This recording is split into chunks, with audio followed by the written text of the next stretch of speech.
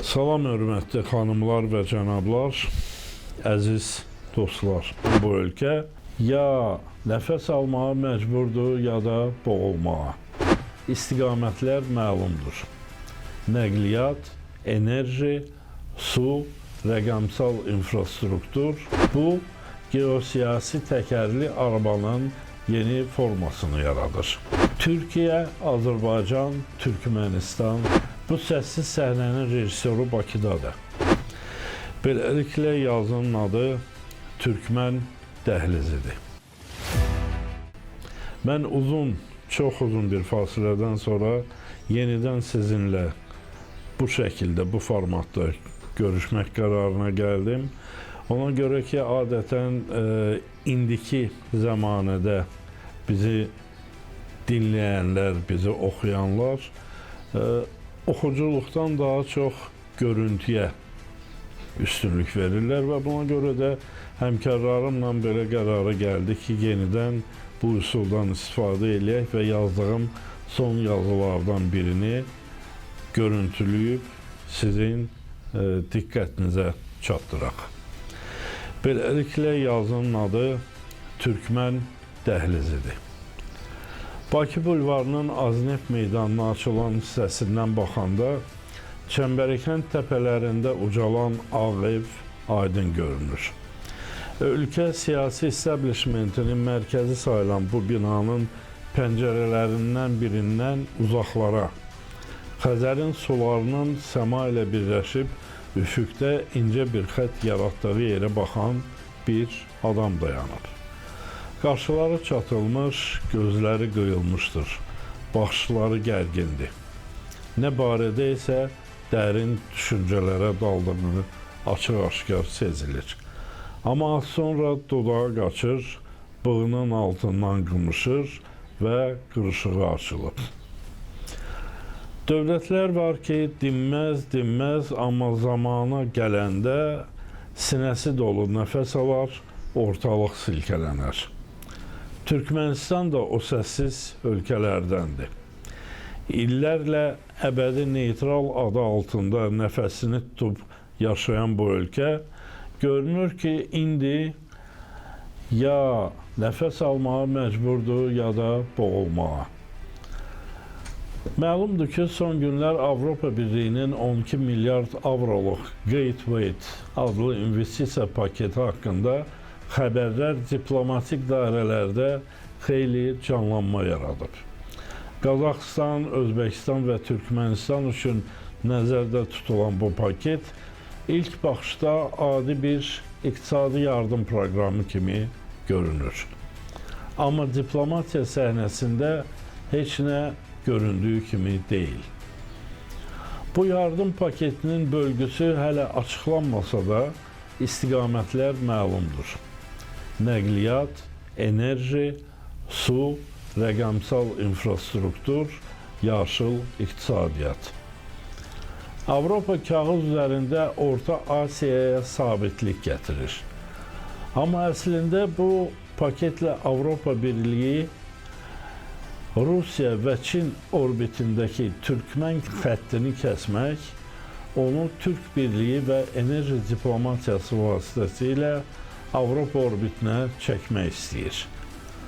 İndi deyəcəksiniz ki, Avropa nədən Türk Birliyinə qahmar çıxmaq istəməlidir ki? Axı Türk Birliyi Damokl qılıncı kimi başlarının üstündədir. Cavabı çox sadədir. Xəritəyə baxsanız, hər şeyin çox bəsit olduğu anlaşılar. Amma bu ilk baxışda belə qavranır. Əslində burada oyunçular göz önündə deyil. Diplomatik lövhədə görünməyən bir fiqur var. İlham Əliyev. Onun Qarabağla bağlı diplomatiyası, uzun illər çəkilmiş səssiz xəritənin qələbəsi var. Bugün isə həmin səssiz zəka Xəzərin o tayında işləməyə başlayıb. Türkmənistanın Avropaya çıxışı yoxdur. Onu qapalı tutan Rusiya, içə çəkən Çin, qorxudan boğan İran var. Bir nəfəslik hava varsa, o hava Xəzərdən gəlir. Xəzərdən gələn yeganə yol isə Azərbaycan üzərindən keçir. Əgər Avropa bu üç ölkəyə yardım edirsə, bu yardımı yerinə çatdırmaq üçün Bakıdan keçməlidir. Yəni, Brüssel Türkmenistana pul verirsə, kilidi Bakı açır. İlham Əliyevin diplomatik zəkası isə məhz burada özünü göstərir. Kilidi heç kimin xəbəri olmadan dəyişmək. Türkmenistanın güya Avropaya yaxınlaşması əslində Türk birliyinə daxil olmasının başqa adıdır.